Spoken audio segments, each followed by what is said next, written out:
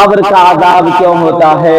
اگر اس دنیا سے اللہ کے حکم کے مطابق آپ عمل کر کے نہیں جاتے ہیں تو قبر میں عذاب ہوتا ہے۔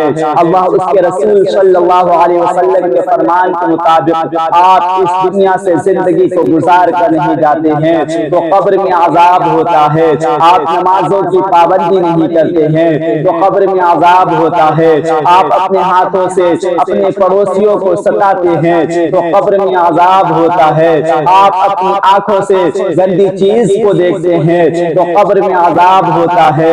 آپ اپنے کانوں سے برے چیز کو سنتے ہیں تو قبر میں عذاب ہوتا ہے۔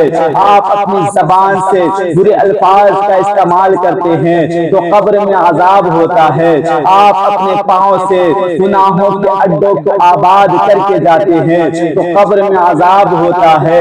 گویا کہ وہ ہر ایک کام جس سے اللہ تبارک و تعالی ناراض ہو وہ کام کر کے جاتے ہیں تو آپ کے قبر میں عذاب ہوتا ہے، آپ کو سزا ملتی ہے، آپ کی قبر کو تنگ کر دی جاتی ہے، آپ کی قبر کو جہنم کی گڑھوں میں سے ایک گڑھا بنا دیا جاتا ہے۔